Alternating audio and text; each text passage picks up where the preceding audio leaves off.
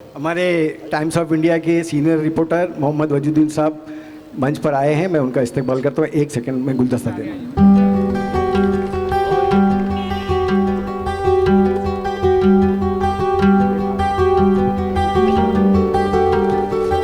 मैं जर्नलिस्ट हूँ तो मेरी आदत तो सवाल पूछने की रहती है, लेकिन मैं यहाँ पर कोई सवाल पूछने नहीं आया हूँ। मैं इनको मुबारकबाद देता हूँ। बहुत दिनों से बहुत पुराना रिश्ता है मेरा और इनकी बेगम का। मैं जो बात कहना चाहता हूँ वो ये कि जो बात जहाँ कहनी चाहिए वो कह देनी चाहिए। मेरे दिल में कुछ सवालात ऐसे कुछ बातें निकली। जब मैं आया तो उस वक्त वो प्ले चल रहा था गांधी पर, और जिन्होंने किया बहुत अच्छा पेश किया। कि उसमें जो एक बात की, उन्होंने क्या कहा कि वो अफ्रीका किसी तरह से पहुंच गए। ये जो क्रूशियल पॉइंट है, हिस्टोरियन ने जानबूझ के, एक और बात बताऊंगा जो अभी इस किताब में मैंने देखी, ये जानबूझ के इस बात को छुपाते हैं कि अफ्रीका कैसे पहुंचे। गांधी न बनते अगर अब्दुल्ला दादा वहाँ के जो बिजनेसमैन थे उन्होंने ख़त नहीं लिखा होता उनके भाई को। गांधी निराश होकर के बॉम्बे से जा चुके थे और बिल्कुल उनका प्रैक्टिस नहीं चल रहा था, तो घर बैठे हुए थे राजकोट में। तो उनको वो दोस्त थे, उन्होंने ख़त लिखा कि तुम्हारा भाई जो वकालत करके आया है विलायत से, कोई काम नहीं कर रहा है, उसको भेजो, मेरा कुछ मामला है। फिर वो गया और एक दूसरी कहानी बनती है। इसलिए जो हिस्टोरियंस ने जिस बात को दबाया है उसको जहाँ मौका मिलना चाहिए उसको कहना चाहिए। ये नाइंसाफ़ी हो रही है। दूसरी बात ये है, इस किताब को देखिए आप। इस किताब में है महात्मा फूले आज़ादी निस्मा, बहुत अच्छा है। महात्मा फूले और सावित्रीबाई फूले का बहुत बड़ा कारनामा है। लेकिन महात्मा फूले और सावित्री फूले नहीं बनते अगर फातिमा शेख ना होती। सिर्फ एक वाक्य बताता हूँ इस किताब में। मैं इनको मुबारकबाद देता हूँ, इन्होंने फोटोग्राफ डाला है, लेकिन जिसने किताब लिखी है वो अमेरिकन ऑथर है, वो इस बात का जिक्र नहीं करेगा। इन्होंने ट्रांसलेशन किया है। मैं चाहूँगा कि सायरा पटेल अब अलग से किताब लिखे, वो फातिमा के कारनामों पर लिखे जो उन्होंने काम किया था। इसमें लिखा है कि 1848 में जो पहला स्कूल खुला लड़कियों का, वो महात्मा फुले ने खोला। कहाँ खोला? जब उनके बाप ने उनको भगा दिया था कि ब्राह्मणों के कहने पे, पंडितों के कहने पे कि तुम लड़कियों को पढ़ा रहे हो, तुम धर्म भ्रष्ट कर रहे हो, तो फातिमा शेख ने अपने घर में रखा था और वहीं पहला स्कूल खुला था लड़कियों का। इसलिए और सायरा को और इन मोहम्मद पटेल को मैं दावत देना चाहता हूं कि 7 तारीख को अंजुमन इस्लाम में जो एक किताब लिखी गई है, रीता गुप्ता ने लिखी है, और जिसमें फातिमा शेख के कारनामों को जो अब तक अंग्रेजी में नहीं लिखा गया था उसको उन्होंने उजागर किया। मैं चाहूँगा कि 5 बजे आप आइए, उस किताब का इजरा भी करते हैं। बहुत बहुत शुक्रिया। इस किताब में मैंने फातिमा बाई का भी जिक्र किया। उन्होंने अपना घर और अपने भाई के लिए उन लोगों को इस आसरा पे दिया, महात्मा फुले और सावित्री बाई को, प्लस उनको स्कूल खोलने के लिए जगह दी। और इसका हाँ, लेकिन फातिमा शेख का जिक्र उस किताब में है। हाँ, मैं आज के इस गांधी जयंती के शुभ अवसर पर और ख़ास करके मोहम्मद पटेल साहब और सायरा पटेल साहबा, ये हम लोगों की मुलाकात 1993-92 में हुई और ये मुलाकात साथ मिलकर काम करने का मौका मिला। भले हम जिस पार्टी में रहे, वो जिस पार्टी में रहे, हम लोगों के अंदर कभी राजनीति पॉलिटिक्स नहीं आया और हम काम करते रहे। इन्होंने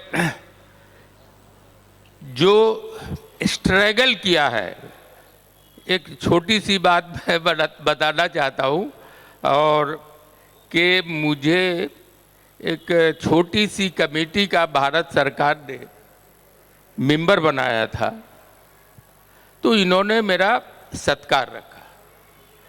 सत्कार रखा और उसमें तमाम लीडरों को बुलाया, और इन्होंने जो सत्कार रखा था तो ब्लैक बोर्ड पे वो लिखा हुआ था, ना कि कोई बैनर नहीं, कुछ नहीं, तो ब्लैक बोर्ड पे ये लिखा हुआ था। और इन्होंने बहुत अच्छे से अपनी बात को पेश किया। और उस दिन इन्होंने ये कहा कि हम हर उस आदमी का सत्कार करेंगे, इस्तकबाल करेंगे, चाहे वो जिस पार्टी से ताल्लुक़ रखता हो, हम उनका साथ देंगे और उनके साथ मिलके काम करेंगे। उसके बाद मैंने देखा इस आदमी की हिम्मत देखिए कि जब हम बाहर निकले बाहर निकले तो इन्होंने कई आदमी को रोका कि आप इस प्रोग्राम का खर्चा दीजिए। हालांकि वो जानते नहीं थे, लेकिन यानी एक प्रोग्राम को बगैर पैसा के आज के दौर में कर लेना ये कोई मामूली बात नहीं थी।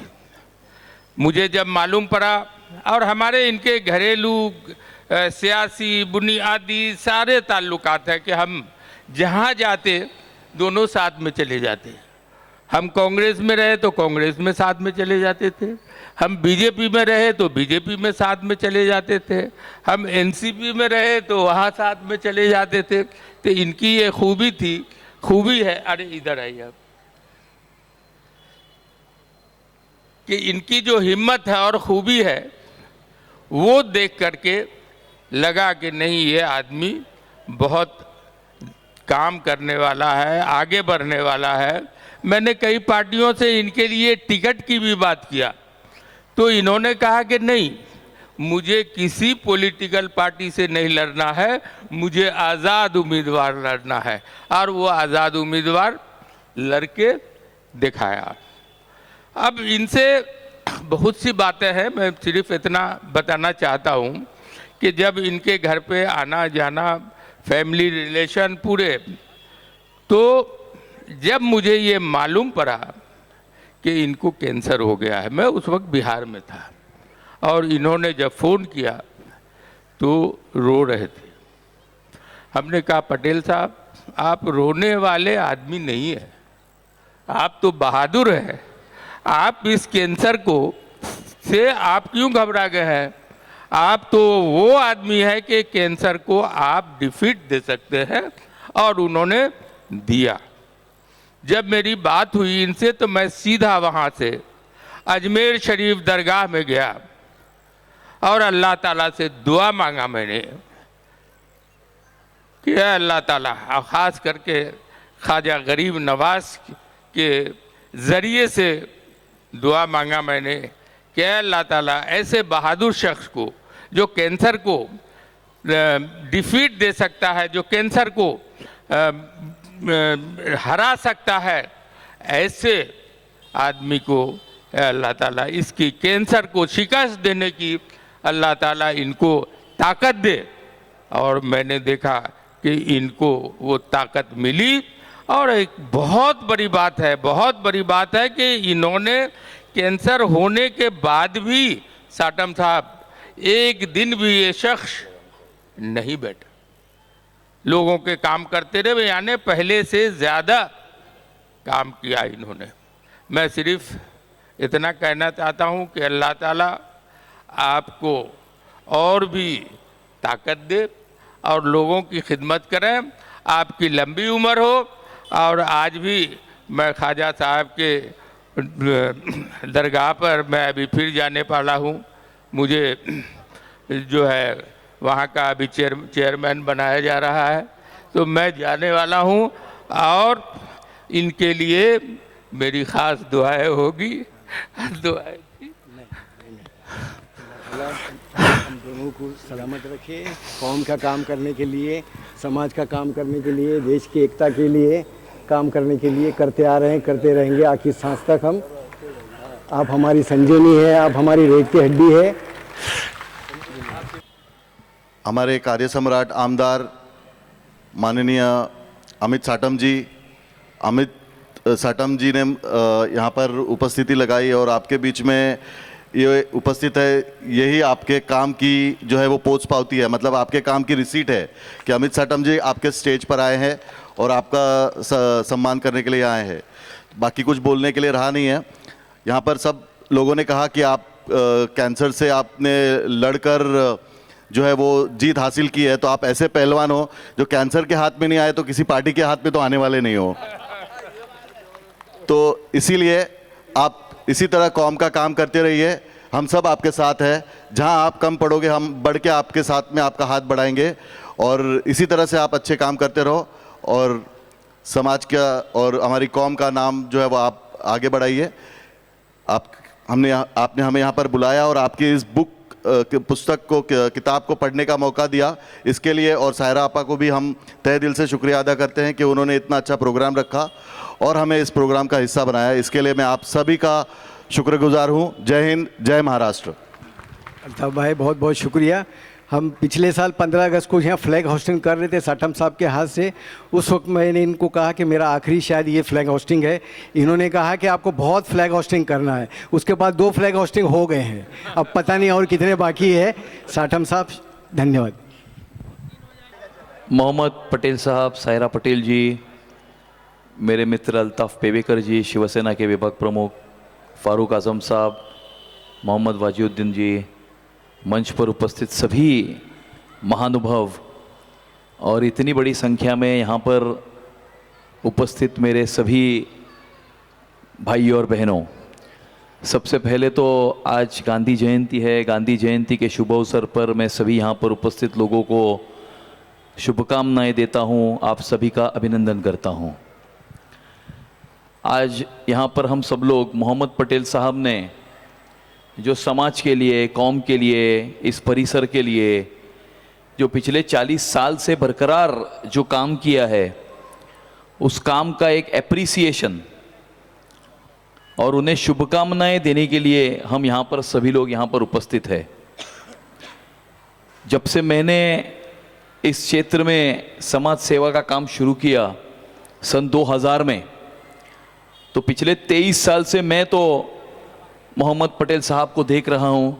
खास करके इस गिलबर्ट हिल हो, जुहू गली हो और इस अंधेरी पश्चिम के आजू बाजू के परिसर में बहुत बड़े पैमाने पर सोशल वर्क करने का काम मोहम्मद पटेल साहब कर रहे हैं। और न जाने, मुझे पता ही नहीं कि किसी को गिनती भी होगी कि how many lives he has touched, कितने कितने लोगों की जिंदगियां उन्होंने आबाद की है। जैसे अभी 2-3 तो उदाहरण उन्होंने खुद बताए कि खुद बेड पर लेटे हुए लेकिन किसी की मदद करने के लिए फोन कर रहे हैं। और पिछले 40 साल से बरकरार किसी भी अधिकार के पद की आशा रखे बिना, सबसे महत्व का होता है कि हमें तो यही सिखाया जाता है भारतीय जनता पार्टी में कि समाज में खड़े हुए आखिरी व्यक्ति की सेवा करने के लिए हम काम करते हैं। किसी भी अधिकार के पद को प्राप्त करने के लिए काम नहीं करते, किसी सत्ता के स्थान को प्राप्त करने के लिए काम नहीं करते। और जो अंत्योदय के जिस फिलॉसफी के ऊपर हम लोग काम करते हैं, मुझे ऐसा लगता है कि मोहम्मद पटेल जी आप पिछले 40 साल से अंत्योदय की उस फिलॉसफी के ऊपर काम कर रहे हो कि समाज में खड़े हुए आखिरी व्यक्ति की सेवा करना, बिना किसी सत्ता के पद के या अधिकार के स्थान के और किसी सत्ता का पद हासिल करने के लिए नहीं या अधिकार का स्थान हासिल करने के लिए नहीं, सिर्फ सेवा करने के लिए काम करना। और आप इसका एक अद्भुत अद्भुत अद्भुत उदाहरण हो। आपने इस परिसर में हिंदू मुस्लिम एकता भी कायम रखने में एक बहुत बड़ा रोल आपने प्ले किया है, एक बहुत बड़ी मिसाल आपने कायम की है। और यहाँ पर जो पिछले अनेक सालों से हम जो देखते हैं कि यहाँ पर हिंदू और मुस्लिम जिस प्रकार से भाई भाई करके रहते हैं, कि अभी 2-3 दिन पहले ही ईद का वो सारे प्रोसेशंस जा रहे थे जिसमें मैं खुद सम्मिलित हुआ था। और आज अंधेरी के राजा की विसर्जन की प्रोसेशन निकली हुई है और वहाँ पर वो मुस्लिम कब्रिस्तान के बाहर नेशंस प्राइड नाम के एक एनजीओ ने उस अंधेरी के राजा के स्वागत का भी वहाँ पर एक मंच लगाया है। मुझे ऐसा लगता है कि ये सारे उदाहरण हमें इसलिए देखने मिलते हैं क्योंकि मोहम्मद पटेल साहब जैसे लोग दिन के 24 घंटे, हफ्ते के 7 दिन, महीने के 30 दिन और साल के 365 दिन कार्यरत रहते हैं। और इसीलिए हम सब की ओर से इस क्षेत्र के विधायक, आप सबका प्रतिनिधि के रूप में मैं तहे दिल से उनका अभिनंदन करता हूं। उनकी की हुई सेवा के लिए उन्हें धन्यवाद भी देता हूं और आदर पूर्वक, प्रेम पूर्वक आपको ये कहता भी हूं कि आज के बाद आप, ये मेरा आखिरी 15 अगस्त है, ये मेरा आखिरी 26 जनवरी है, ये मेरा आखिरी कार्यक्रम हो सकता है जीवन का, ये सारी बातें मत कीजिए। आपको अभी और बहुत साल यहाँ पर सेवा करनी है। यहाँ के लोग और बहुत सारे साल आपको छोड़ने वाले नहीं हैं, और शायद इसीलिए यहाँ पर इतनी बड़ी संख्या में लोग यहाँ पर उपस्थित है। और मैं आपको कहता हूं कि आपने इस बीमारी को होने के बाद में पिछले 2-3 साल में बहुत अच्छी फाइट इस बीमारी के साथ में दी है। और आप एक बात याद रखना कि no defeat is final until you stop fighting. कोई भी हार या आखिरी नहीं होती, तब तक आखिरी नहीं होती जब तक आप लड़ना छोड़ते नहीं हो। और जब तक आप लड़ते रहते हो, हार या शिकस्त आपको छू भी नहीं सकती, छू भी नहीं सकती। और इतने सारे लोगों की दुआएं, इतने सारे लोगों के आशीर्वाद, और आपने जिन जिन लोगों की जिंदगियां छुई है, जिन जिन लोगों की जिंदगियां आबाद की है, उन सारे लोगों की दुआएं भी आपके साथ में हैं। और इसीलिए आज के बाद आज का आपका जो मैसेज, शायद ये मेरा आखिरी कार्यक्रम होगा, ये आज का आपका ये आखिरी मैसेज है, ये आपको मैं कहता हूं। ये मैसेज, इस प्रकार का मैसेज, ये आखिरी मैसेज है। आप जियो हजारों साल, साल के दिन हो 50,000। और जब इतने सारे प्यार करने वाले लोग हो, इतनी सारे दुआएं देने वाले लोग हो, तो आपको अंत की सोचनी नहीं है। काम करते चलो, नाम जपते चलो। और इस प्रकार से मुझे ऐसा लगता है कि ऊपर वाले के ऊपर तो आपका विश्वास है ही, और ऊपर वाले के विश्वास के बलबूते पर, इतनी सारी लोगों की शुभकामनाएं और दुआओं के बलबूते पर आने वाले बहुत सारे साल आपको हमारे क्षेत्र की, हमारे समाज की, इस परिसर की, मुंबई शहर की, महाराष्ट्र की, इस देश की, इस समाज की सेवा करनी है। और वो सेवा आप अविरत ये करते रहे, चरैवेति जिसे कहते हैं, चलते रहो चलते रहो चलते रहो। आप इसी प्रकार से मुस्कुराते रहे, इसी प्रकार से सेवा करते रहे, इसी प्रकार से आगे चलते रहे, और बहुत सारे लोगों को अपने साथ में लेकर चलते रहे। ऐसी कामना आज के दिन पर मैं करता हूं। आपने मुझे यहां पर बुलाया, आपके इस बहुत ही खूबसूरत प्रोग्राम में मुझे भी सम्मिलित किया, इसके लिए भी तहे दिल से आपको धन्यवाद देता हूं और यहीं पर रुकता हूं। जय हिंद, जय महाराष्ट्र, भारत माता की जय। यहाँ पे आए हुए सैडम साहब का मैं सैडम साहब से गुजारिश करता हूँ, मोहम्मद साहब पटेल को, हम मुंबई एयरपोर्ट आरईकेएस यूनियन के तरफ से इनका मैं अभिनंदन कर। निज़ाम खतीब साहब मंच पे आइए।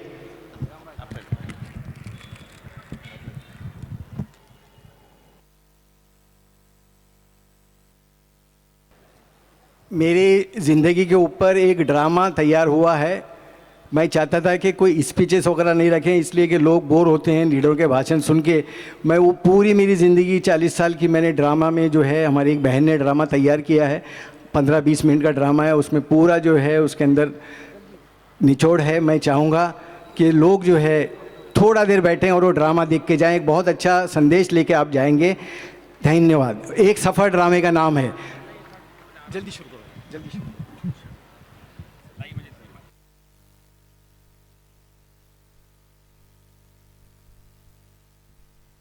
हो तो जिंदा नज़र आना ज़रूरी है।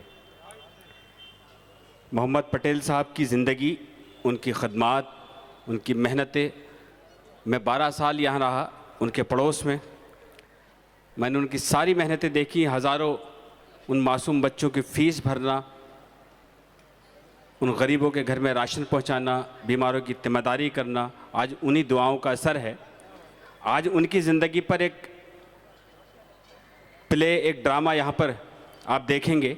उनकी ज़िंदगी का सफ़र, एक सफ़र, या ये कह सकते कि मेरा सफ़र। और ये बहुत ही शानदार अदाकार आपके सामने हैं। रज़िया खानम साहिबा एक बेहतरीन एक्ट्रेस हैं, ड्रामा निगार हैं, डायरेक्टर हैं। अभी कुछ दिन पहले की बात है, तमाम लोगों ने अपनी बात कही है।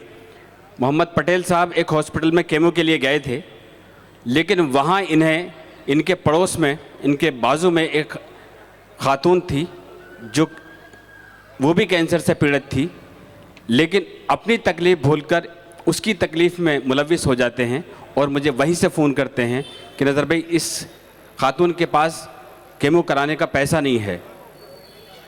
नम आँखों से वो सवाल था। मैंने कोशिश की इनके साथ मिलकर बहुत सारे अच्छे काम करने का मौका मिला।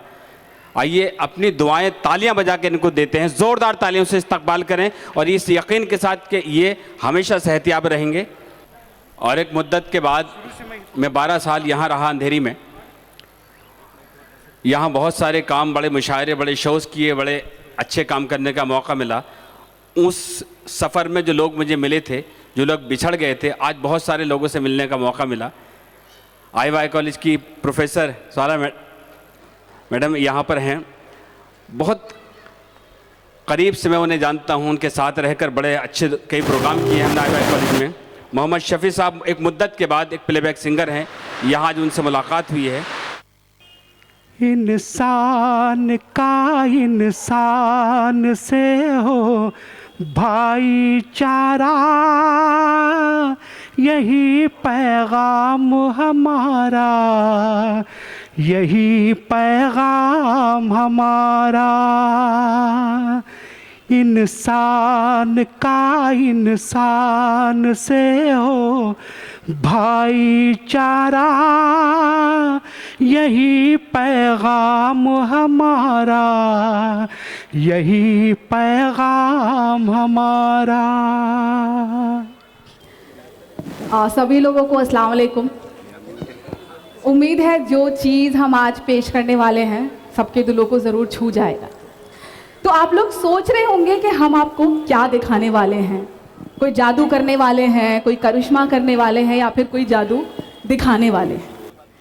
हम यहाँ रंग चढ़ाने वाले हैं, रंग किस्मत का, खेल रिश्तों का। कुछ आपके संग, कुछ हमारे संग, और कुछ सायरा जी और पटेल जी के संग। नई नहीं है, नहीं है ये कहानी, नई नहीं है। कुछ ने झेली, कुछ ने झेली, कुछ ने देखी ही नहीं। आओ देखे ये दास्तां छेड़कर, आओ देखें चीजों को चीजों से जोड़कर। कुछ ऐसे भी होते हैं इंसान जमीन पर, जो निकलते हैं मदद को इंसानियत की अपनी जिंदगी भूलकर। एक दो थे, एक सोच वाले, कुछ कर गुजरने वाले। मोहब्बत और सायरा की शक्ल में उतारे खुदा ने जमीन पे ये दो सितारे। न्यौछावर कर दे जिंदगी अपनी वतन पर, सोचा यही इन्होंने जिंदगी भर। पास लाई थी इनको वतन की मोहब्बत, मोहब्बत थी इनकी वतन की मोहब्बत। फिर शुरू हुआ सिलसिलाए वतन परस्ती, जिसमें भुला बैठे ये अपनी हस्ती। छोड़ के घर गृहस्थी प्यार मोहब्बत, कर ली शहर की परेशानियों से मोहब्बत। करके इस जोड़े ने एक अजब नायाबकारी, सबकी हैरानी बढ़ा डाली। लड़ बैठे प्रेसिडेंटशिप का इलेक्शन, और उम्मीदों में अपनी भागीदारी करा डाली। चलते हैं उसी दुनिया में जहां इन्होंने इंसानियत की नींव डाली। आइए देखें वही कहानी, उनकी ज़बानी एक निशानी। एक रंग, सायरा जी और पटेल जी की जिंदगी के नाम।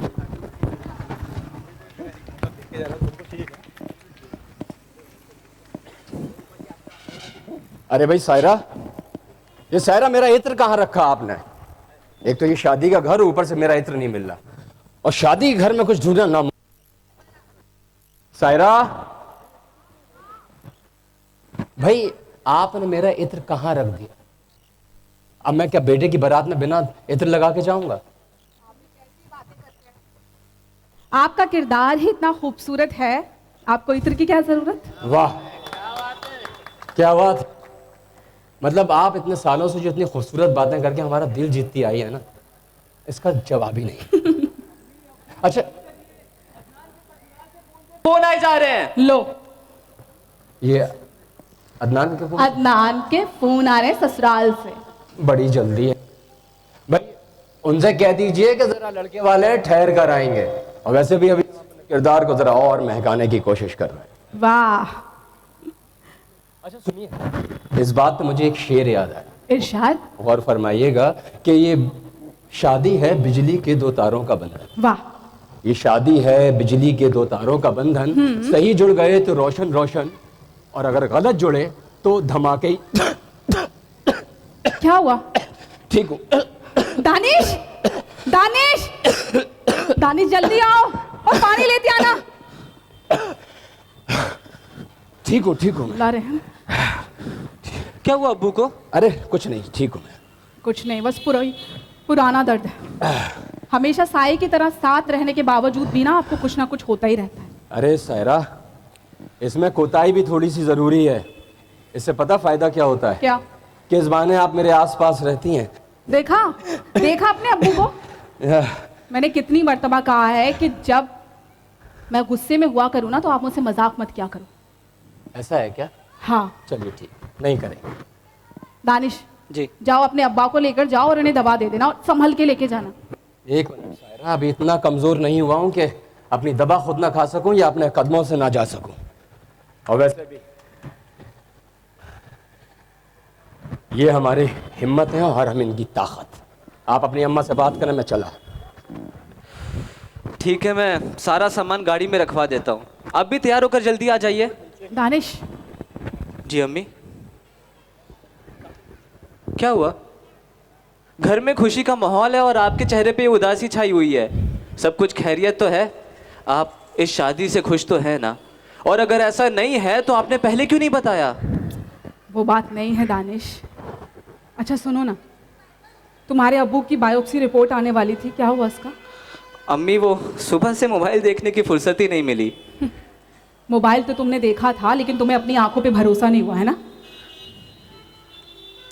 अम्मी मैंने सोचा कि एक बार दूसरी रिपोर्ट भी आ जाए, फिर चीज़ों को समझना ज़्यादा आसान हो जाएगा। दूसरी रिपोर्ट आ गई दानिश। क्या है उसमें अम्मी?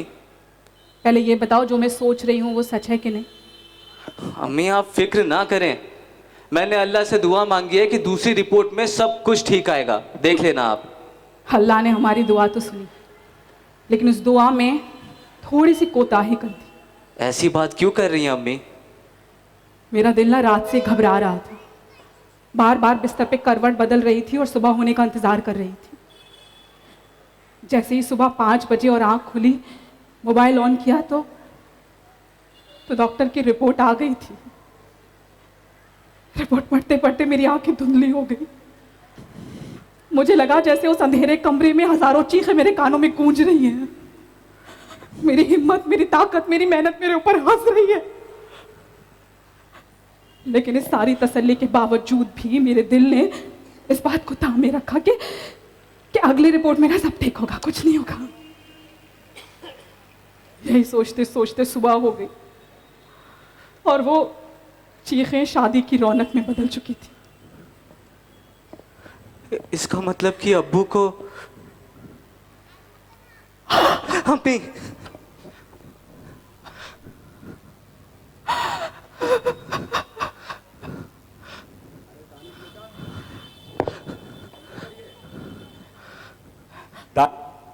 जल्दी करिए, सब लोग बारात में इंतजार कर रहे हैं। दानिश उसको संभालो, हम कोई ना कोई रास्ता निकाल लेंगे। हिम्मत रखो, मैं बाहर देख के आती हूँ।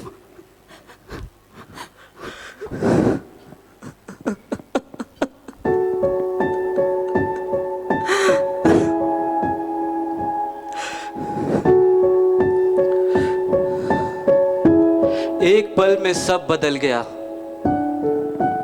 सालों की मेहनत का महल पर भल में ढह गया। जो ना सोचा था वो हो गया, जो सोचा था वो खो गया। दिलो दिमाग में कोई नहीं रहता अब, मानो सब कुछ जैसे बदल गया। अंधेरे से लगता था डर, मानो सब कुछ जैसे छिप गया। गिरवी पड़े थे ख्वाब यहां, अब अंधेरा ही अंधेरा छा गया। जैसे खुद का ही साया घबरा गया। कुछ बदल गया है, दिल डर डर के धड़क रहा है।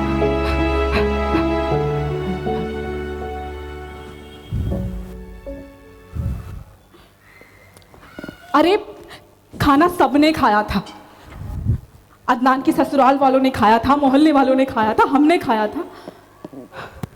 और आपका कहना है कि आपके घर के लोग हमारे घर के वलीमे खाने से बीमार पड़ गए। अरे कुछ तो रहम करिए हमारे ऊपर। क्या हुआ अम्मी, सब खैरियत तो है? घर के बाहर इतनी भीड़ जमा है, मोहल्ले के लोग तरह तरह की बातें कर रहे हैं। मुझे तो यकीन ही नहीं आ रहा है ये सब सुनने मिल रहा है अब। सब कह रहे हैं कि 150 लोग दावत का खाना खाकर बीमार पड़ गए। ये सब मेरी शादी में ही होना था क्या? अदनान, तुम्हें क्या लगता है कि इस हादसे से सिर्फ तुम ही शिकार हुए हो क्या? हमें लोगों का जवाब नहीं देना पड़ रहा है, हमें बेइज्जती नहीं झेलनी पड़ रही है, हमारे साथ कुछ नहीं हो रहा है। क्या हुआ? आप लोग हमें देख के खामोश क्यों हो गए? और सायरा, ये क्या तुमने पूरे घर में मातम सा बना रखा है? वही तो मैं आपसे पूछ रही हूँ कि ऐसा क्या हो गया जो आपने मातम फैला रखा है? अम्मी थोड़ा धीरे बोलिए, बाहर लोग मौजूद हैं। तो मैं उनसे बात करके आता हूँ। अरे मोहम्मद साहब, यही तो मैं आपसे पूछना चाहती हूँ कि आखिर ऐसा क्या हो गया? अरे आप तो निकाह की फातिहा में शामिल नहीं हुए, बच्चों के सर पे हाथ तक नहीं फेरा आपने। ऐसा क्या हो गया कि आप अपनी जिम्मेदारियों से पीछा छुड़ाने लगे? हाँ, क्या हो गया ऐसा? बस करो सायरा, बस, खुदा के वास्ते बस करो। अरे इतना सारा दर्द अपने सीने में कैसे दबा के रख लेती हो तुम? कैसे इतने सारे तूफानों को एक साथ समेट के रख लेती हो? अरे कैसे तुम्हारा दिल इतनी चीजें झेल लेता है सायरा? क्या कह रहे हैं आप ये सब? 30 साल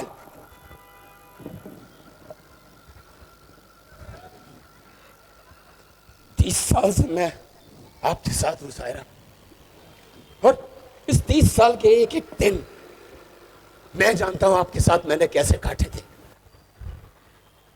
और ये जो आप अपनी निगाहों में चीजें छुपाकर मुझसे चुराने की कोशिश करती हैं, या उन निगाहों को मुझसे हटाने की कोशिश करती हैं और आप ये सोचती हैं कि मैं उन्हें पढ़ नहीं सकता, तो सायरा, इस 23 साल से मैं तुम्हारी आंखों को अच्छी तरह पढ़ना जानता हूं, और मैं ये भी जानता हूं कि इस वक्त तुम्हारी आंखों में जो छुपा है मैं उससे बाखूबी वाकिफ हूं। आप जो सोच रहे हैं ना वैसा कुछ नहीं है। देखिए सायरा, बस करो, नहीं सुनना मुझे कोई झूठी उम्मीद और नहीं चाहिए कोई झूठे अल्फाज। मोहम्मद साहब, मैं आपसे ऐसी तवक्को नहीं करती। अरे हम लड़ेंगे, हर बार की तरह इस बार भी लड़ेंगे। अरे अब तक लोगों के लिए लड़ते आए हैं, आज अपने लिए लड़ेंगे।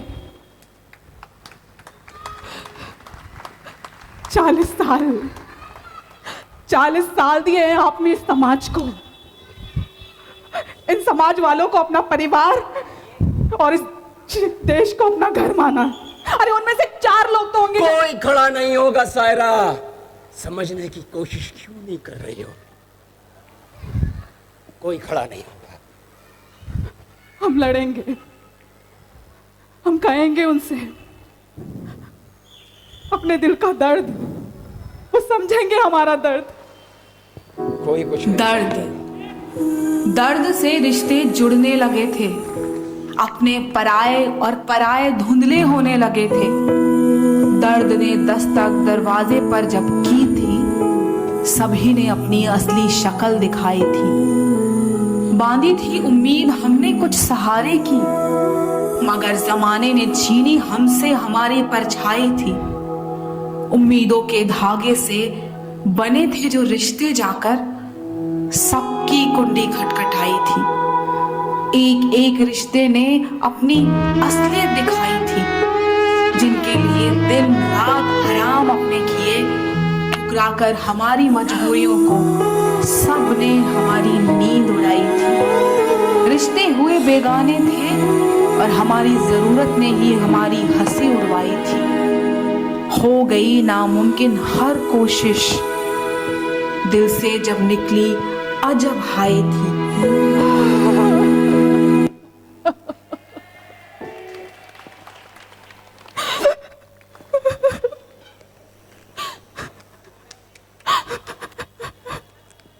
आदाब। आदाब, बैठिए। कैसी हैं भाभी? ठीक तो नहीं कह सकती हूँ, आप तो सब कुछ जानते हैं ना, सब कुछ आपके सामने है। दुनिया का हर दरवाजा हमारे लिए बंद हो चुका है, हर किसी ने हमसे मुंह फेर लिया है। सबसे हार कर मैंने आपको अपने पास बुलाया है, अब आप ही मेरी आखिरी उम्मीद है। से जानती ही हैं कि अम्मी की बीमारी में सबसे ज्यादा फर्ज मैंने ही निभाया था। और ये तो नाइंसाफी हुई ना कि सारी जिम्मेदारियां एक ही इंसान के सर पे डाल दी जाए। मैं आपकी मदद करूंगा, जितना हो सके उतना करने की पूरी कोशिश करूंगा, मगर कोई बड़ी उम्मीद का वादा नहीं कर सकता मैं। देखिए, आप मायूस मत होइए, मैं भाई से मिलने आता रहूंगा। आप अपना और भाई का ख्याल रखें।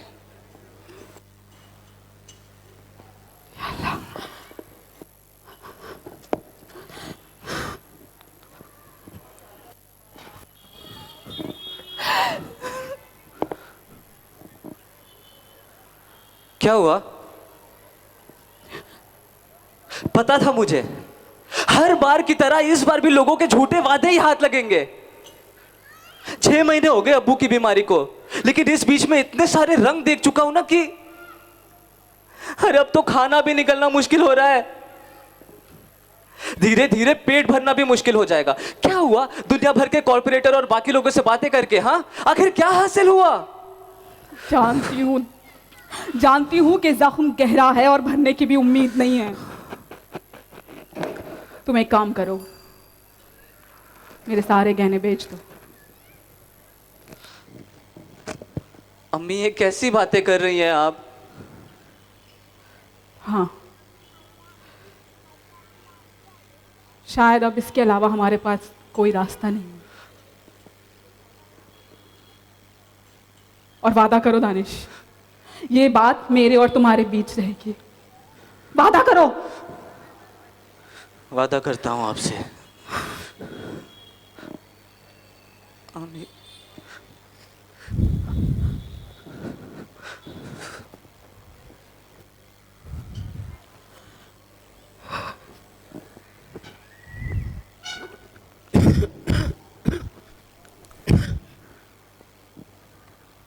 क्या हुआ? क्या हुआ बॉम्बे हाई कोर्ट के खिलाफ पिटीशन दायर करके? कोई फायदा नहीं हुआ ना? नहीं। क्या हुआ दुनिया भर के बिल्डर्स के खिलाफ केस लड़के? कोई फायदा नहीं हुआ ना? अरे मोहम्मद साहब, यही तो मैं आपसे कहना चाहती हूँ, समाज ने हमारे मुंह पे ना एक तमाचा मारा है और वो हमसे बार बार कह रहे हैं कि तुम कुछ भी कर लो, तुम्हें उसका सलाह नहीं मिलेगा।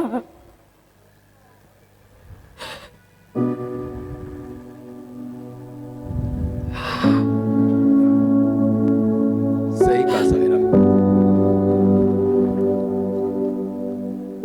बिल्कुल सही कहा तुमने। 40 साल की खिदमत के बाद जिंदगी आज एक ऐसे मोड़ पे लाके खड़ा कर देगी, कभी सोचा भी नहीं था।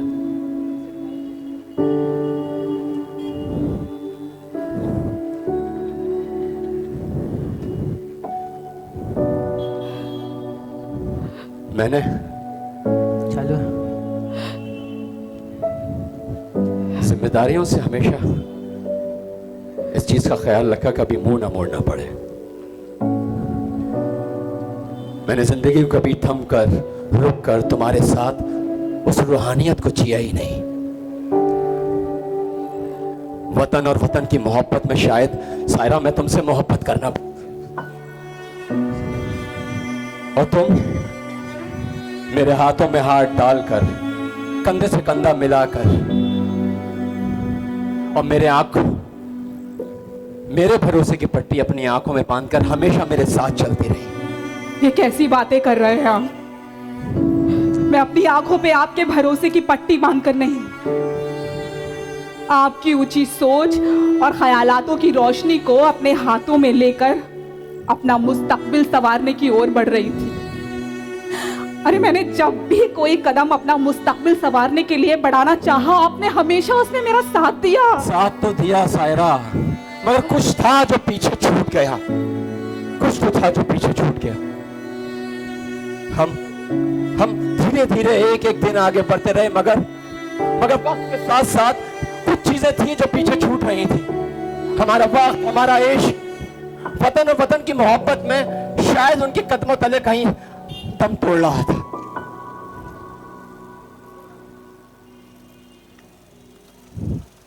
आओ देखो, वक्त की गुजरी हुई तस्वीर। सायरा और मोहम्मद की तकदीर जो आज भी यहाँ सालों से इंतजार कर रही है। हाँ, ऐसा लग रहा है जैसे 30 साल आज मेरे सामने खड़े हैं और मैं आपके अम्मी और अब्बू की दहलीज पर दुल्हन बन के आ रही हूँ। और मुझे सायरा की, वो 18 साल वाली सायरा की आंखों में वो चमक दिखाई दे रही है जिसने शादी के बाद कुछ दिनों बाद मुझसे कहा था कि क्या मैं अपनी पढ़ाई पूरी कर सकती हूँ, और मैंने और आपने कहा था कि सिर्फ तुम नहीं, हम दोनों मिलके अपनी पढ़ाई पूरी करेंगे।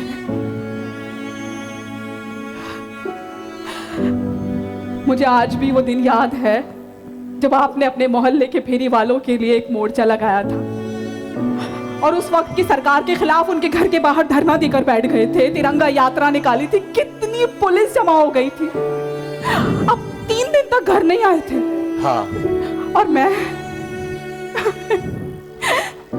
आपको छिप छिप के खाना पहुंचवाया करती थी।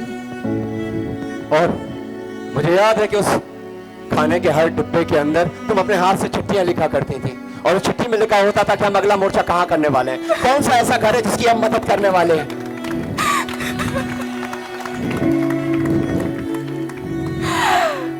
वक्त का तकाजा था या मुसीबतों का अंबार लगा हुआ था, जिस वक्त में लोग शेर और शायरी से लिपटे हुए खत भेजा करते हैं,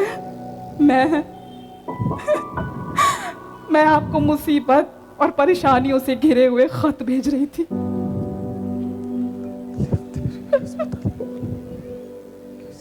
ठीक कहा सायरा, शायद हम जिंदगी की उलझनों में, उसके उतार चढ़ाव में एक एक दिन हमारी नजरों के सामने से गुजरता रहा, मगर हमने कभी जिंदगी को रुक कर, थम कर उस प्यार से देखा ही नहीं। लेकिन मैंने तो आपको हमेशा उसी नजर से देखा जिसकी आंखों में हजारों सपने थे, ख्वाहिशें थी, और वो ख्वाहिशें अपने लिए नहीं थी, समाज के लिए थी। अरे इसलिए तो आपने अपने सपने तक गिरवी रख दिए। आपकी यही सोच तो मुझे आपके करीब लाई थी ना, इसलिए तो हम एक हुए थे। मगर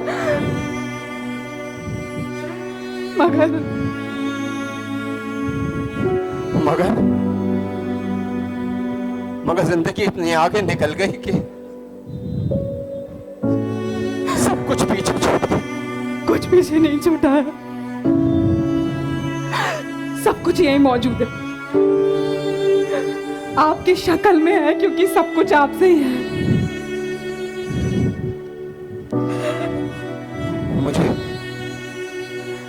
मुझे माफ कर दो सायरा,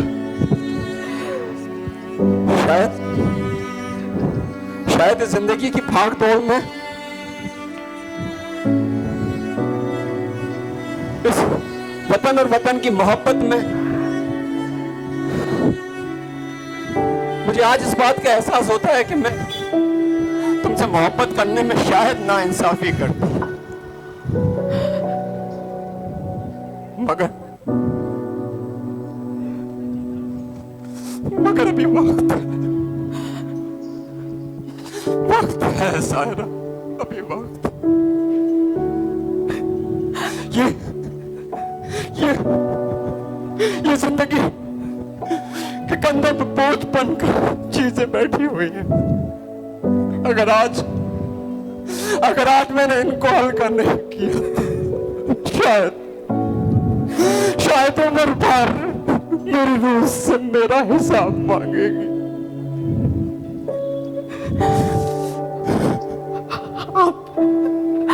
आप सही कह रहे हो, हमें एक बार फिर से रुक कर जिंदगी के उस मोड़ को देखना होगा। हाँ, सही कह रही हो सायरा। पटेल साहब मेरी मदद कीजिए। पटेल साहब, क्या हुआ बताइए। अगले हफ्ते मेरी बीवी को अस्पताल में बुलाया था क्योंकि उसकी डिलीवरी थी। अब अचानक से उसको दर्द शुरू हो गया है। मेरे पास एक पैसा नहीं है पटेल साहब, एक पैसा नहीं है। सारे के सारे दरवाजे मेरे लिए बंद हो चुके हैं। एक आपका ही दरवाज़ा होता है जो सबके लिए खुला होता है।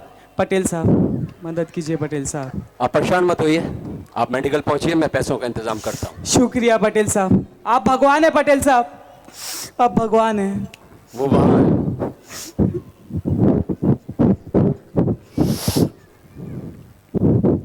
लगता है मैं अपना गुजरा हुआ वक्त इस चलते हुए ज़माने के साथ ही जी पाऊंगी। ये ज़माना और ज़माने के लोग आपको बुला रहे हैं पटेल साहब। सही कह रही हो सायरा, शायद जिंदगी में मेरे यही लिखा है कि जब तक ये आखिरी सांस है तब तक लोगों की मदद करता रहूं। तो चले लोगों की मदद करते हैं।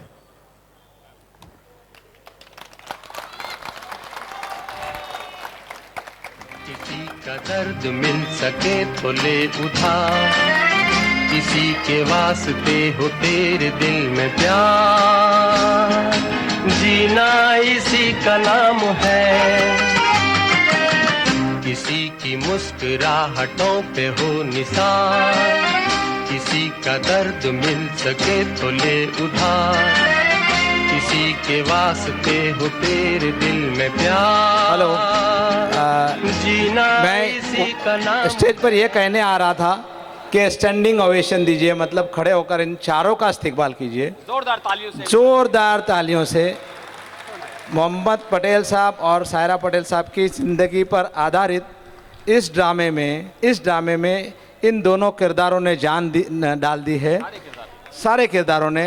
और ख़ासकर क्या नाम आपका, इनका रज़िया ने जो अदाकारी की है, हाँ आपा नहीं कह सकती हूँ मैं, हाँ छोटी हूँ मुझसे बहुत। और हमारे दूसरे साथी क्या नाम उनका, असद भाई, आपने और ये साहबजादे सक्षम तमाम किरदारों ने जान डाल दी है। ऐसा मुझे लग रहा था कि मैं मोहम्मद पटेल साहब की ज़िंदगी को पढ़ रहा हूँ, और आप तमाम लोगों को भी लग रहा होगा कि उनकी ज़िंदगी को हम देख रहे हैं, करीब से देख रहे हैं, पढ़ रहे हैं। बहुत बहुत आप लोगों को, तमाम किरदारों को, वाकई में ये लोग बहुत तरक्की करें। और मैं एक ऐलान भी करना चाहूँगा, नज़र बिजरूनी साहब, अगर इस ड्रामे को शूट किया जाए, अच्छा हो चुका है, तो एक बार और अच्छे से कीजिए। मैं इसके जो भी, मैं इस ड्रामे के किरदारों की कुछ यकीनन मदद करना चाहूँगा। आप तमाम लोग यहाँ पर आए, आप लोगों ने मोहम्मद भाई की ज़िंदगी को देखा, उनकी ज़िंदगी को जिया, इन किरदारों ने उसमें जान दिए। मैं नज़र बिजरूनी साहब के पास माइक देता हूँ, वो यकीनन एक दो शेर आपको सुनाएंगे। रफ़ीक सर भी यहाँ मौजूद हैं, आप सुन लो। दोस्तों, ज़िंदगी एक सफ़र और हम सफ़र की हैसियत क्या होती है, इस किरदार में, इस प्ले में, इस ड्रामे में आपने देखी है। और बिल्कुल हूबहू मैंने 12 साल पटेल साहब के साथ गुजारे हैं इस इलाके में साथ रहकर। उनकी ज़िंदगी के बहुत सारे पहलू हैं। आप सब ने जिस अक़ीदत और मोहब्बत से उन्हें दुआएं दी हैं, मैं चाहता हूँ सारे लोग मिलकर एक ज़ोरदार तालियों से इन फ़नकारों के लिए, इन दोनों के लिए, इनकी मोहब्बत के लिए, इस सफ़र के लिए, इस दुआ के साथ कि ज़िंदगी के बहुत सारे साल, बहुत सारे काम ऐसे ही करते रहेंगे। आप सारे मोहसिन हैं, लेकिन ख़ास मोहसिन हैदर साहब भी हैं, जलवा अफरोज़ हैं। मैं मोहसिन हैदर साहब से गुजारिश करता हूं और सलमान ज़हीर साहब से गुजारिश करता हूं कि डाइस पर आ जाएं। सलमान ज़हीर साहब हमारे युवा सलमान हैं, और ये एजुकेशन पर, सियासत पर, समाज पर, इंसानियत पर, लिटरेचर पर। इशांदत दुबे साहब, लेकिन मैं रज़िया खानम से गुजारिश करता हूं कि अपने टीम को, असद अलवी साहब, एक बार ज़ोरदार तालियों से इस्तकबाल करें। बिल्कुल पटेल साहब का अगर हम वो किरदार, अगर हम डबल रूल देखने की बात करें तो वो असद अलवी साहब ने पूरी तरह अदा किया है। ज़ोरदार तालियों से इस्तकबाल करें। रज़िया खानम साहिबा, आपने बहुत सारी फिल्मों में, बहुत सारी सीरियल्स में इनको देखा होगा। सक्षम साहब, यकीनी तौर से सक्षम हैं आप, आपका हक, आपका नाम बिल्कुल एग्नेलो। इन सब के लिए ज़ोरदार तालियों से इस्तकबाल करते हैं। और आने वाले वक्तों में हम इनके इसी तरह के ड्रामे, इसी तरह की कारकर्दगी। मोहसिन हैदर साहब, तुम्हें तो सबसे पहले बज़्म में तशरीफ़ लाना था, ज़माना क्या कहेगा शम्मा परवानों के बाद आई, लेकिन मोहसिन जहाँ भी रहते मोहसिन ही रहते हैं। आपकी आमद, आपकी मोहब्बत, बहुत शुक्रिया। सरफराज शेख साहब, सायरा पटेल साहिबा और मोहम्मद पटेल साहब को एक गुलदस्ता, इस उम्मीद के साथ कि हज़ारों साल नरगिस अपनी बेनूरी पे रोती है, बड़ी मुश्किल से होता है चमन में दीदार पैदा। हमारे दबीर सर एक शेर बोलेंगे। पहले ये फूलों के गुलदस्ते से इस्तकबाल हो जाए, और बिल्कुल मौके का शेर मेरे जहन में गूंज रहा है और मैं चाहता हूँ कि इसे बोलकर मैं थोड़ा सा अपनी गर्दिश को ख़त्म करूँ। मोहसिन भाई आप भी स्वागत कर रहे हैं माशाल्लाह से, कि जो ड्रामा हम लोग देख रहे थे सबकी आंखें नम हो चुकी थी, और जो जज्बा मोहम्मद पटेल साहब, उनकी जो सफ़र हमने स्टोरी अभी यहाँ पर देखी, हम तो कॉलेज के साथी हैं, हमने कॉलेज में खूब मज़े किए, लेकिन ये नहीं मालूम था कि अपनी बाकी की ज़िंदगी में दोनों मियाँ बीवी क्या क्या गुल खिला रहे थे।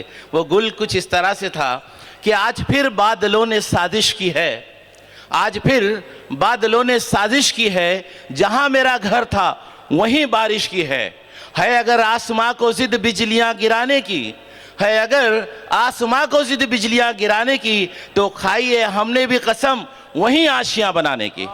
बिल्कुल फिट बैठता है मोहम्मद साहब, बहुत बहुत शुक्रिया। अंजुमन शान मिलत की तरफ से जनाब प्रिंसिपल सैयद आबिद साहब यहाँ पे तशरीफ़ फरमाएं, गुलदस्ते के साथ इस्तकबाल कर रहे हैं मोहम्मद पटेल साहब का।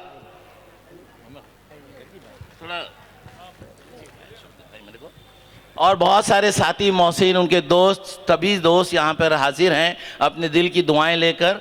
उनके साथ नाम बताइए। शेर अली साहब इस्तकबाल करना चाहते हैं। रुखसाना आपा और शेर अली दोनों को एक एक गुलदस्ता और शॉल पेश कर रहे हैं। जावेद शेख साहब भी यहाँ पर हाजिर हो चुके हैं अपने खूबसूरत गुलदस्ते के साथ, और वाकई गुल तो खिलना ही था। इतनी कड़ी मेहनत, अपनी ज़िंदगी के 40 साल जिस शख्स ने अपनी बस्ती को दिया, लोग उसे अब भी नहीं पहचान पाए तो क्या मकसद होगा उसका। और इसीलिए उन्होंने ये किताब का भी इजरा किया है कि जिस तरह से महात्मा फुले और ख़ुद पटेल साहब के नाम में मोहम्मद, बेशक जिस पे एक नुक्ता भी रब को गवारा नहीं, तो कैसे मुमकिन हो कि वो कैंसर जैसी बीमारी से बचकर लौट आएँ और फिर आपके बीच आप लोगों के लिए जी रहे हैं। तो आपकी दुआओं की दरख्वास्त है उनकी आने वाली ज़िंदगी के लिए। अब मोहसिन अजहर साहब तैयार हैं इस्तकबाल करने के लिए। इस वक्त जावेद साहब इस मौके पे एक शेर बोल देंगे कि तुझे नसीब हो ऐसा उरूज दुनिया में। मोहसिन भाई एक शेर मोहतरम के लिए कि तुझे नसीब हो ऐसा उरूज दुनिया में कि आसमान तेरी रफ़तों पे नाज करे। बहुत बहुत शुक्रिया। मैं ऑल इंडिया मिली काउंसिल की जानिब से जनाब नबी इदरीसी साहब इस्तकबाल करना चाहते हैं पटेल साहब का, और मैं माइक पटेल साहब को दे रहा हूँ, कुछ कहना चाहते हैं। जनाब वसीम खान साहब तशरीफ़ फरमा हो रहे हैं, मैं चाहता हूँ कि स्टेज तक तशरीफ़ ले आए लगे हाथ। मोहसिन भाई 2 अल्फाज बोलेंगे। वालेकुम सलाम रहमतुल्लाहि बरकातहू। लतीफ़ भाई ऊपर आइए ना। ऊपर आइए भाई। मोहम्मद पटेल साहब के दिल में बहुत जगह है, स्टेज में बोलेगा कि जगह की कमी हो, लेकिन आप आ जाए ऊपर। गुरुबख्श सिंह साहब आइए। पिंकी मैडम ऊपर आइए। स्टेज पर हमारे तमाम साथियों और यहाँ बैठे हमारे निज़ामुद्दीन राइन साहब भी है और तमाम मुंबई के जानी मानी हस्तियाँ यहाँ पर आए हुए हैं मोहम्मद पटेल साहब के एक प्रोग्राम में हिस्सा लेने के लिए। मुझसे कब्ल किस तरह बीमारियों से जूझते रहे, वो उनका विल पावर था और है। और मोहम्मद पटेल अकेला नाम नहीं, जहाँ भी पटेल का नाम हो तो सायरा पटेल भी साथ में हमारे भाभी के। तो ये जोड़ी अल्हम्दुलिल्लाह हमेशा साथ ही काम किए इन्होंने। मैं समझता हूँ मेरी उनकी मुलाकात शायद 12th स्टैंडर्ड में थे आप, 12वीं में पढ़ते थे, उस टाइम मेरी मुलाकात इनसे है। और मैं आपको बता दूं आज मुंबई म्यूनसिपल कॉरपोरेशन में राइन साहब करीब 26 साल हुए होंगे ना कॉरपोरेशन में, मुझे 26 साल 97 के। लेकिन मुंबई म्यूनसिपल कॉरपोरेशन के जो वीटी के जो कॉरपोरेशन है, वो हॉल में पहली बार मुझे ले जाने वाला शख्स ये मोहम्मद पटेल। मुझे उसकी सीढ़ी बताने वाला ये आदमी, मुझे पता ही नहीं कॉरपोरेशन किधर क्या है कैसा है वीटी में, क्योंकि 97 के इलेक्शन में हम खड़े हुए थे तो एक जज्बे के साथ खड़े हुए थे, कोई इलेक्शन का मकसद कुछ और था। कॉरपोरेशन में क्या क्या काम होता मुझे पता नहीं, क्या क्या काम करवाना चाहिए मुझे पता नहीं, लेकिन मोहम्मद पटेल साहब ने एक दिन मुझे वीटी ले गए, बोले ये कॉरपोरेशन की हेड ऑफिस है। इनमें कॉरपोरेशन इलेक्शन लड़ने से पहले की बात बता रहा हूँ। वहाँ ले गए, वहाँ कुछ म्यूनसिपल सेक्रेटरी स्टाफ से मुलाकात हुई। एक मुझे याद है कि अशरफ मैडम से ही मिले के थे हम, अभी हयात में उनके शोहर नहीं है।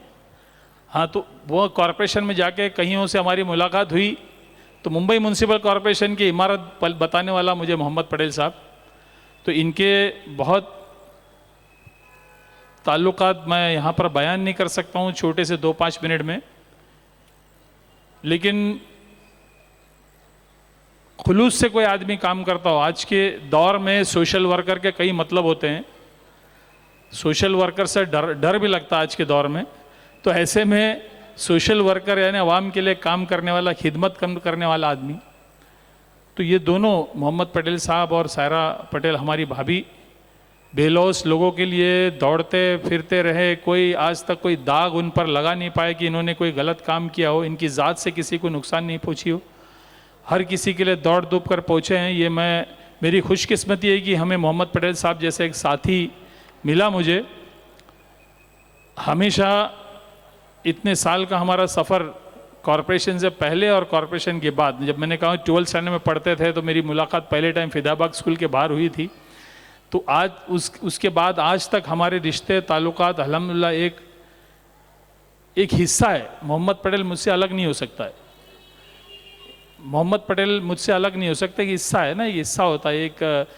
इसको क्या बोलोगे, भाई बोलोगे, दोस्ती बोलोगे, क्या बोलोगे, वो उसका कोई जुमला कोई वर्ड मेरे पास नहीं। लेकिन मोहम्मद पटेल, मैं ये कहता हूँ कि ये मोहम्मद पटेल है, ये मुझसे अलग हो नहीं सकता। और अल्हम्दुलिल्लाह मुझे पूरा उम्मीद है कि इंशाल्लाह और कई साल आपकी खिदमत जारी रहेगा। और ख़ास करके मुंबई शहर में, कि मुंबई शहर में कोई भी चाहे सियासी कारकुन हो, चाहे पॉलिटिकल या सोशल फील्ड का कोई भी ऐसा शख्स नहीं होगा जो मोहम्मद पटेल साहब को या सायरा पटेल को नहीं जानता हो। मुझे पूरा उम्मीद नहीं, यकीन ही है कि अल्लाह आपको और हयाती तवील हयाती दे और आपसे खिदमत ले, और बहुत काम है आपको करना आगे। तो इंशाल्लाह मुझे उम्मीद ही नहीं, यकीन ही है अल्लाह ताला आपसे बहुत काम लेगा। दोनों से इतना कहकर मैं अपनी बात को ख़त्म करता हूँ और बहुत बहुत शुक्रिया मुझे यहाँ पर बोलने का मौका दिया। शुक्रिया दोस्तों, सभी मर्द हजरात तो स्टेज पे रहनुमा हो चुके हैं अपने जज्बात के साथ, अपनी मोहब्बतों के साथ, लेकिन इस दरमियान सायरा पटेल साहिबा की बहुत ही बेहतरीन उर्दू की प्रोफेसर इस्माइल कॉलेज से स्वालिया जाफरी मैडम यहाँ तशरीफ़ फरमाए, जो हम सब की उस्ताद भी हैं। हम उनका ज़ोरदार तालियों से उनका इस्तकबाल मैं चाहता हूँ। वहीं पे आप खड़ी हो जाएं या अगर आ जाएं स्टेज तक, अपना चेहरा बताएं। और बीएड जहाँ पर उन्होंने सायरा पटेल ने अपनी पढ़ाई मुकम्मल की, वहाँ की मसरत आपा यहाँ पे हाजिर हैं, मैं उनका भी इस्तकबाल करता हूँ। बहुत बहुत शुक्रिया स्वालिया जाफरी साहिबा, आपकी मोहब्बत यहाँ तक खींच लाई। और ये सभी आप देख रहे हैं कि सारे करता धरता जो कुछ सायरा पटेल और मोहम्मद पटेल आपकी बस्ती में और बस्ती से बाहर तक पहुंच चुके हैं। दिल्ली तक जाकर अगर प्रेसिडेंट का इलेक्शन 2 मरतबा इन्होंने फॉर्म भरा। चाहे कुछ भी हो जाए लेकिन जज्बात में कमी नहीं आनी चाहिए, क्योंकि कहते हैं ना कि जहां सवाल के बदले सवाल होता है वहीं से मोहब्बतों का जवाल होता है। किसी को अपना बनाना हुनर ही सही, किसी के बनकर रहना कमाल होता है। तो ये आपकी बस्ती के 2 बहुत ही खूबसूरत सितारे आज की रात महात्मा गांधी की इस जयंती पर ये बढ़िया सा प्रोग्राम यहाँ पर ऑर्गेनाइज़ किया सायरा पटेल जी ने। और एक बहुत ही बेहतरीन ड्रामा, जज्बाती ड्रामा, उनकी ज़िंदगी का एक सफ़र हमने देखा कुछ पल पहले। जिन लोगों ने उस ड्रामे को नहीं देखा, मैं चाहूँगा जितने भी यहाँ पे मीडिया तशरीफ़ फरमा है, जल्दी से जल्दी उनके चैनल को आप सब्सक्राइब भी करेंगे और उनके चैनल के माध्यम से इस ड्रामे को ज़रूर देखें कि जो एक सफ़र है हस्बैंड वाइफ की ज़िंदगी का, कॉलेज लाइफ का, किस तरह से गुजरा। शेर मैसूर सुल्तान एजुकेशन सोसाइटी के तरफ से शेख निज़ामुद्दीन साहब साथी यहाँ पर उनका इस्तकबाल के लिए आ चुके हैं माशाल्लाह। शेर मैसूर सुल्तान, टीपू सुल्तान, शेर मैसूर टीपू सुल्तान, वहाँ से आप लोग देखिए मोहब्बत खींची चली आ रही है। कहाँ कहाँ से लोग यहाँ पर आए हैं आपको मोहब्बत से दुआएं देना। मसरत मैडम से गुजारिश है कि वो स्टेज पे तशरीफ़ लाएं। और मैं चाहता हूँ मेरे इस्माइल यूसुफ के साथी जितने भी हैं सब आ जाएं। मैं शॉल से और फूलों से हम भी इस्तकबाल कर लें। इस्माइल यूसुफ का सारा ग्रुप, मोहम्मद खान, मोहम्मद नाइक, जहाँ कहीं हो स्टेज पे तशरीफ़ लाएं जल्दी से जल्दी। हाँ, सालिया जाफरी साहिबा जल्द से जल्द स्टेज पे तशरीफ़ लाएं। आरिफ साहब, हाँ सालिया रिजवी साहिबा, अच्छा पहले जाफरी थी हमारे टाइम पे, बाद में वो रिजवी हो गई हैं। आइए आइए तशरीफ़ लाइए। मसरत मैडम साहब आ चुकी हैं, आपका इस्तकबाल कर रही हैं। देखिए जहाँ से उन्होंने टीचिंग का कोर्स कंप्लीट किया, बीएड मुकम्मल किया माशाल्लाह से, और सायरा पटेल ने आफ्टर मैरिज ये सारे कोर्सेज किए, ये बड़े कमाल की बात है। और अभी हाल ही में मैंने और पटेल साहब ने एमए भी कंप्लीट कर लिया माशाल्लाह से, और यूनिवर्सिटी में जाने पहचाने जाते हैं। हाँ आइए आइए, पूरा ग्रुप, मैंने कहा इस्माइल यूसुफ का पूरा ग्रुप स्टेज पे आए। वहीदा आपा, हफीज़ा, नजमा, और साथ ही साथ अभी वो एलएलबी कंप्लीट कर रही है, परसीविंग, अभी भी एजुकेशन जारी है माशाल्लाह से। क्या कहना आपका नाम? आरिफ भाई स्टेज पे तशरीफ फरमाए। इस वक्त आपने इस्तकबाल किया है पटेल साहब का, और आपका हयात पटेल साहब। मैं चाहता हूं मेरे सभी साथी रफत जहां, आसिफ भाई, प्लीज जल्दी से जल्दी स्टेज पर आ जाएं। सभी इस्माइल यूसुफ के महाराष्ट्र कॉलेज के साथी यहाँ पर काफ़ी देर से खड़े हैं कि कब हमारा नंबर आएगा। तो लीजिए, अब आवाज़ आ चुकी है, और मैं सभी मीडिया कर्मी का तहे दिल से शुक्रगुजार हूँ। बहुत ही अच्छी तरीके से आप लोग यहाँ पे शूट कर रहे हैं। मुझे उम्मीद है बहुत ज़्यादा आप लोग के चैनल को सब्सक्राइब किया जाएगा आज। हेलो, अस्सलाम वालेकुम जनाब, बहुत बहुत शुक्रिया। मैं आपको देख रहा था लेकिन भीड़ में खो गया। तो देखिए सारे साथी इस्माइल यूसुफ कॉलेज और महाराष्ट्र कॉलेज के, क्या बात है, शकील भाई भी स्टेज पर आ गए, आसिफ भाई, प्रोफेसर रफत जहाँ, शरीफ भाई, और जहाँ तक मेरी नज़र जा रही है, सबके नाम याद ना भी हो तो सब सलीम मलिक साहब, शरीफ भाई माशाल्लाह तशरीफ लाए, मोहम्मद नाइक, मोहम्मद खान, हमारे सिंगर रियाज भाई माशाल्लाह से एक नंबर के, मोहम्मद रफ़ी के स्पेशलिस्ट। एक गाना, 2 लाइन जरा, 2 लाइन खाली मोहब्बत वाली, 2 लाइन। सिर्फ एक लाइन आप लोगों की फरमाइश पर पेश कर रहा हूँ। आज 2 अक्टूबर है, जैसे कि हम सब जानते हैं कि गांधी जयंती थी आज, तो ऐसे मैंने कोई तैयारी नहीं की है, लेकिन पटेल भाई की और सायरा भाभी की खास फरमाइश पर एक लाइन पेश है। सुनो सुनो ऐ दुनिया वालों, बापू की ये अमर कहानी, सुनो सुनो ऐ दुनिया वालों, बापू की ये अमर कहानी। वो बापू पूज है इतना जितना गंगा माँ का पानी, सुनो सुनो ऐ दुनिया वालों, बापू की ये अमर कहानी। बापू की अमर कहानी के साथ हमारे पटेल भाई की भी अमर कहानी को कभी ना भूलिए। जोरदार तालियां पटेल भाई और सारे पटेल के लिए। बहुत ही जल्द माइक बंद हो रहा है। अभी मैं चाहता हूँ पटेल साहब कुछ शुक्रिया अदा कर लें सबका, इससे पहले कि माइक बंद हो। तुम बोल दो कौन सा। एक और सायरा और पटेल साहब के लिए एक रफ़ी साहब की। हाँ, चलते चलते मेरे ये गीत याद रखना, कभी अलविदा ना कहना, कभी अलविदा ना कहना। आप लोग भी गाइए। रोते हंसते बस यूं ही तुम गुनगुनाते रहना, कभी अलविदा ना कहना, कभी अलविदा ना कहना। बीच राह में दिलबर बिछड़ जाए कहीं हम अगर, और सुनी सी लगे तुम्हें जीवन की ये डगर, हम लौट आएंगे तुम यूं ही बुलाते रहना, कभी अलविदा ना कहना, कभी अलविदा ना कहना, कभी अलविदा ना कहना, कभी अलविदा ना कहना। There is always bringing। नजर भाई, आपकी एक लोग सुनने के लिए बेताब है, तरन्नुम में कुछ सुनाइए आखिरी। मैं आपकी दुआओं के साथ थोड़ी सी आवाज़ बढ़ा दो, सिर्फ एक ही बात कहूँगा नहीं तरन्नुम मैं तहत में सुनाता हूँ और एक पैगाम देता हूँ आपकी तरफ से जो आपने ज़िंदगी भर किया है